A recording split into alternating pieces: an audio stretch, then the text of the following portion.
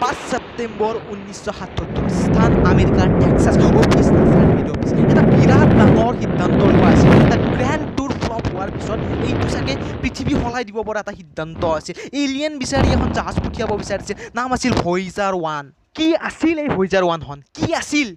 কেনেকৈ এলিয়েন বিচাৰিব এইখনে আজি সকলো বিতং ভাগে ভাঙি পাতি মই আপোনালোকৰ ওচৰত দাঙি ধৰিম ধন্যবাদ ৰাইজ ভিডিঅ'টোলৈ অহাৰ বাবে বলক ষ্টাৰ্ট কৰোঁ আজিৰ ভিডিঅ' 1977 চনৰ ছেপ্টেম্বৰ মাহ স্থান আমেৰিকাৰ ফ্লৰিডা এটা মহাজাগতিক ঘটনাৰ পৰিদৰ্শী হ'ব লৈছিল আমাৰ পৃথিৱীবাসীয়ে কি আছিল সেই মহাজাগতিক ঘটনাটো সেই মহাজাগতিক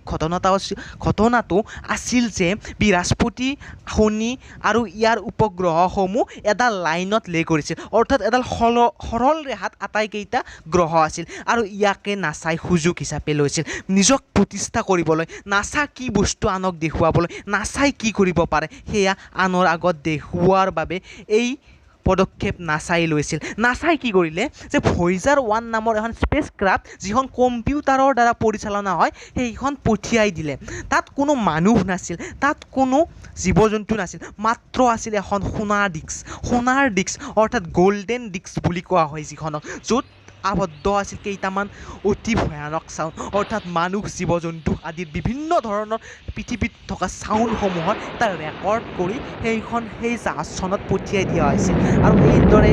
এই ফ্লৰিডাৰ পৰা এই জাহাজখন ঢাপলি মেলিছিল এটা অচিন যাত্ৰা যাৰ ক'তো শেষ নাই আৰু য'ত ক'তো অন্ত নাই এনেকুৱা এটা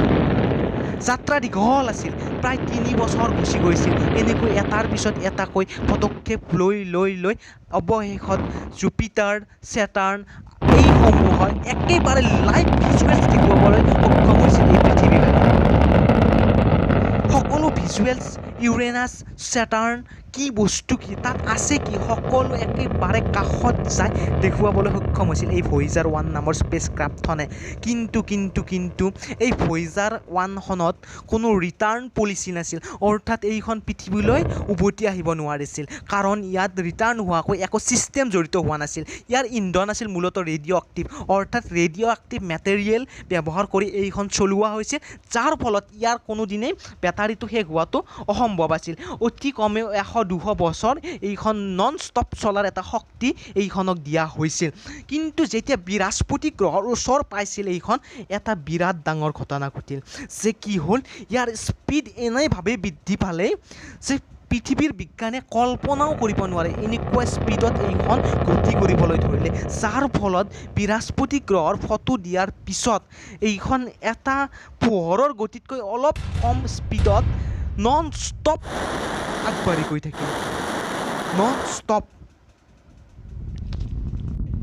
এনেভাৱে বৃদ্ধি পাইছিল যে পৃথিৱীৰ বিজ্ঞানীসকলে কল্পনাই কৰিব পৰা নাছিল এনেকুৱা এটা স্পীড পাইছিল সেয়েহে কোৱা হৈছিল এইখন চাগে আমাৰ পৃথিৱীৰ ভৱিষ্যত সলাই দিব কাৰণ এইখনে যিটো স্পীড পাইছে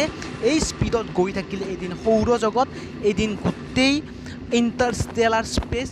কভাৰ কৰি পেলাব পাৰিব এইখনে গতিকে এইখনক আমি যাব দিব লাগিব এইখনক মুক্ত কৰি দিব লাগিব এইখন নন ষ্টপ যাব আৰু এদিন আমাৰ লগত অন্য গ্ৰহৰ প্ৰাণী অৰ্থাৎ এলিয়েনক লগ ধৰাত সহায় কৰিব সেইবাবে ইয়াত এখন ডিস্ক দিয়া হৈছিল গোল্ডেন ডিস্ক য'ত এই আমাৰ চাউণ্ডসমূহ ৰেকৰ্ড কৰা হৈছিল যাতে এলিয়েন নামৰ প্ৰজাতিটো যাতে এইখন পালে গম পায় যে আমি মানুহ নামৰ প্ৰজাতি এটা পৃথিৱীত বাস কৰি আছোঁ মানুহ নামৰ এটা বস্তু আছে বৰ্তমান এইখন অতি দূৰত্বত উপস্থিত হৈছে কিমান দূৰত্বত আছে যদি আপুনি কল্পনা কৰিব খোজে পৃথিৱী আৰু সূৰ্যৰ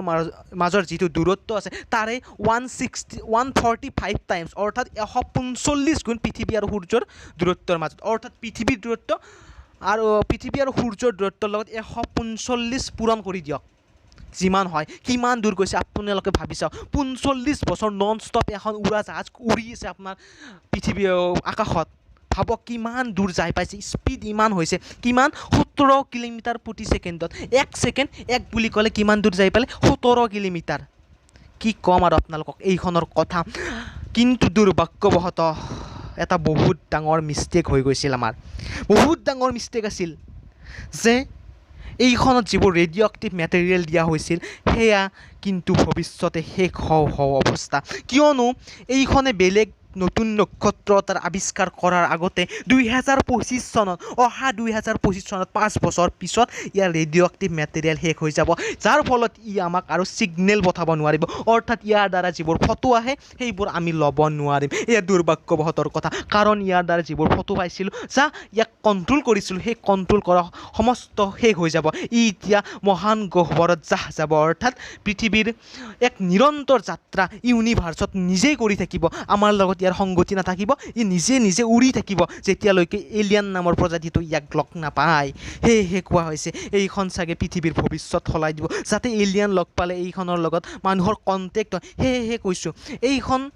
ইমান ডাঙৰ ইমান মহান জাহাজ যিখন আমেৰিকাৰ নাছাই বনাইছে আমেৰিকাৰ নাছা নামৰ স্পেচ এজেঞ্চিটো পঠিয়াইছিল এইখনৰ লগত আৰু সম্পৰ্ক নাথাকিব এইখন ইমান দূৰ যাই পাইছে আপোনালোকক ক'লে বিশ্বাস নকৰিব যদি ইয়াৰ পৰা এটা ছিগনেল পঠিওৱা হয় 20 ঘণ্টা লাগি যায় 20 ঘণ্টা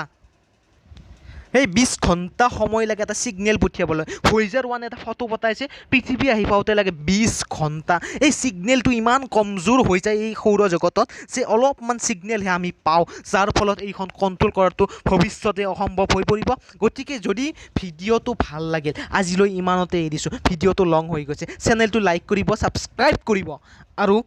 আকাশৰ লগত জড়িত ভিডিঅ'বোৰ পাবৰ বাবে অসমীয়াত চেনেলটো ছাবস্ক্ৰাইব কৰি থ'ব ধন্যবাদ জয় আই অসম